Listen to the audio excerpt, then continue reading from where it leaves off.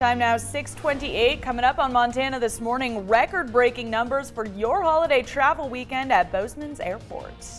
The Bozeman City Commission is looking for ways to fund the maintenance of its trails and parks. I'm Gabby Crevitt, and I'll have a preview of the Bozeman City Commission meeting tomorrow coming up. Welcome back to Montana this morning. Caitlin Corbett, Chet Lehman, and people are still kind of trickling back in from that holiday travel. And some of them may be trickling for a couple of days, the way this storm is. I just wanted to show you, there's so many reasons to live in Southwest Montana. Here's another one right here. This is why you want to live in Southwest Montana. That's what's going on in western New York right now. They're getting pounded back there. As much as 2 feet of snow possible in some parts of New York State. Schools are closed. Travel is to a standstill, to say the least. Yeah, not here. We're talking about pretty decent weather for the most part. Had about 1 inch of snow overnight in West Yellowstone. We're not really going to see too much of that for the next couple of days. More sunshine than not. We do have a blizzard warning, though. We'll talk more about that. Also some wind to talk about in parts of the state. Currently, right now, temperatures ranging from the teens to the 30s, depending on where you are. The warmer the temperature, the windier it is. How about that? So a little breezy in Ennis, a little breezier in Dillon. Livingston right now dealing with 29-mile-an-hour sustained winds. More details of that, Caitlin, coming up on about 10 minutes. All right, thank you, Chet. CNN is reporting that Montana Governor Steve Bullock has ended his presidential campaign. The decision comes after the moderate Democrat failed to convince the party's base that the best way to defeat President Donald Trump was by nominating someone who can win in a red state. Bullock, who is term limited as governor, will not take on Republican Senator Steve Daines in 2020, according to his spokeswoman. Bullock has said he has no interest in the Senate job despite being pressured to run, and outright ruled it out in interviews this year. But Bullock would not have been the first presidential hopeful to go from disdain toward the Senate bid to a possible bid. Former Colorado Governor John Hickenlooper is now running for Senate in his home state, something he largely dismissed during his presidential bid. Well, it was a busy travel day at the Bozeman Yellowstone International Airport after the long Thanksgiving weekend. Officials say BZN had a record number of travelers pass through the gates, a 9.2% increase from last year's Thanksgiving traffic. According to the Transportation Security Administration, the busiest times were between 4 and 7 in the morning and between 11 and 2 in the afternoon. We're having record traffic, so that's always a little bit of a challenge, but good. The busiest day will be Sunday when everybody starts heading home. We'll see about 2,200 people that day. The Bozeman Yellowstone International Airport will have the largest number of passengers this weekend compared to all other airports in the state. So far in 2019, Montana's airports have collectively had an average increase of passengers of 10.7% over the last year. The Bozeman City Commission meets tonight, and one item on the agenda, whether or not it will add a Parks and Trails referendum to the ballot for spring of 2020. MTN's Gabby Crevitt has all the details. Kevin, if the resolution passes tomorrow, voters in Bozeman will decide whether or not they're in favor or opposed to creating a Parks and Trails Special District next spring. This could change the way the city funds and maintains these amenities. The Bozeman City Commission has been looking for ways to fund the city's trails and parks maintenance projects. We currently have a $7 million maintenance backlog in our parks, and we have 150 acres of new parks coming online, and we would like to get maintenance covered. The latest plan is to ask voters to approve a Parks and Trails Special District referendum, which would implement a tax to help with the upkeep of the city's parks. Anybody who uses our parks wants them to be well maintained. They want them to last. They want the new parks that are coming online to have a great maintenance plan so that we can stretch those investments throughout many years. The City Commission will decide on Monday whether or not to place the initiative on the ballot in May, which may coincide with the school ballot initiatives. So we'll be on the same bond as the school district at the same time, and so we are not sure what they're going to be bringing out, but they will likely have some initiatives as well. Currently, park maintenance comes from the city's general fund, which also funds things like fire and police services. The Bozeman City Commission says moving parks and trail maintenance into its own fund will help take care of the maintenance backlog. The Bozeman City Commission will also be voting to fund their capital improvement projects for water, sewer, and the wastewater plant tomorrow evening. The meeting starts at 6 p.m. at City Hall. Back to you. And of course, we'll have coverage of that meeting and its results coming up tonight at 10 online and on air. The Montana Science Center had its last day at the historic chalet located on Wilson in downtown Bozeman. The center, which used to be called the Children's Museum of Bozeman, will be closed for the next few weeks as it prepares to open in its new location. The Science Center is a space for hands-on learning in science and technology. They offer educational programs, after-school activities, and summer science camps for kids 2 through 18 years old. Executive Director Abby Turner says they've outgrown the current location and can accommodate more families and kids at their new location. The Montana Science Center will be moving to the shopping center across the street from the Gallatin Valley Mall. November is over and some Montana Highway Patrol troopers are looking forward to a good shave after growing out their facial hair for Noshave November.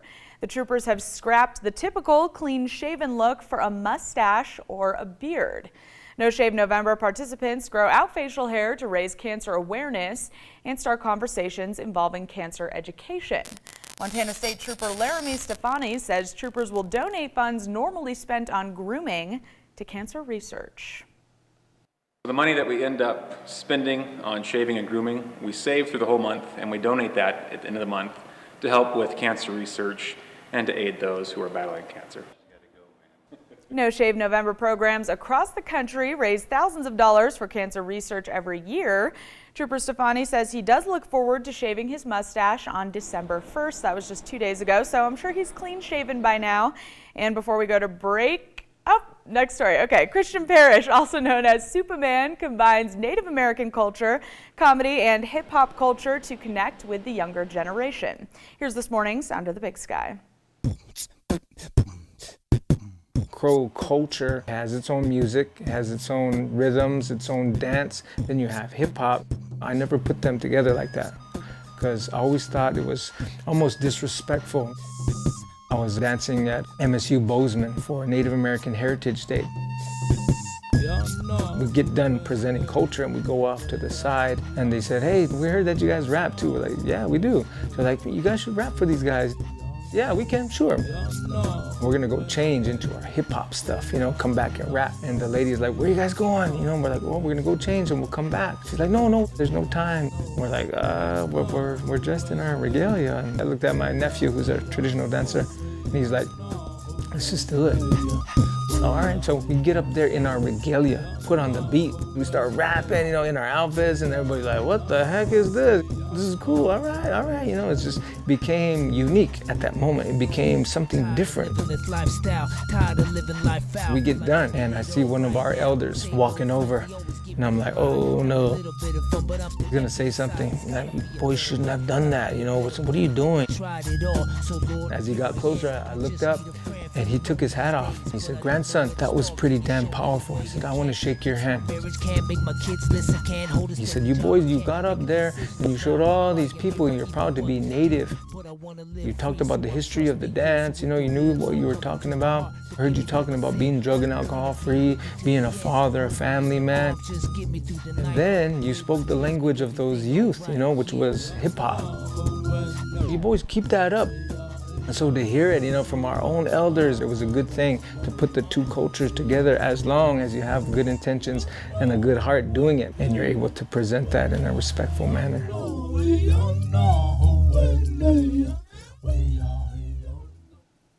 Well, it's that time of the year where people do a lot of shopping, but we want to show you one way to save money and you don't have to clip a single coupon. As Annie Taylor explains, it starts with what you do when you walk through the doors of the store. Whether you're aware of it or not, a store is laid out in a very specific way to get you to spend more. Those huge shopping carts are always conveniently placed right as you walk in, but those small baskets, they seem harder to find. Well, the stores hope that you'll fill up that shopping cart with more items than if you had a small basket. Gone are the days of stores playing elevator music to create a sense of calmness. Now it's all about upbeat music to create a happy atmosphere, hoping you want to stay and also shop a little bit longer. Just like speed bumps on the road, stores have them too, in order to get you to slow down and look at more items. So they place tables, clothing racks, and obstacles all throughout the store.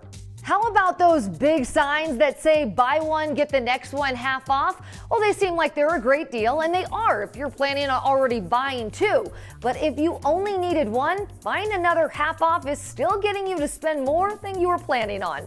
And when you're ready to try on clothes, don't be tricked by the sale rack that's usually placed right by the dressing rooms in the back. It's one last chance for stores to get you to pick up more items. And here's one final last tip. You're going to see a lot of discount signs with 10, 20, maybe even 50% off an item. But consumer experts say nothing is a deal unless it's 30% off or more. You know, that Noshave November thing made me think, how long have you been doing that for? It's been years. Let's see, at least 20 years since my youngest was a baby. I shaved it off when he was his first year of life. So it's been 20 years since I shaved that. 20 years of Noshave November. I'm keeping it. And 20 more to come. Oh yeah, it's not going away. I'm keeping it. It's never leaving. Still to come on Montana this morning, tragedy strikes in Chile, but it hits close to home here in Montana. Good morning to you. Ahead on CBS This Morning, Facebook CEO Mark Zuckerberg and Priscilla Chan. It's their first joint TV interview. The couple discusses the challenges of the social media platform, including criticism over not taking down those fake political ads. And on this Cyber Monday, that's today, the red flags to watch out for if you're shopping online and tips to protect yourself from scam artists because they are everywhere. Plus, learn the secrets of Soldier Stone. That's a hidden monument honoring veterans and foreign allies. We'll see you 7 o'clock on the dot.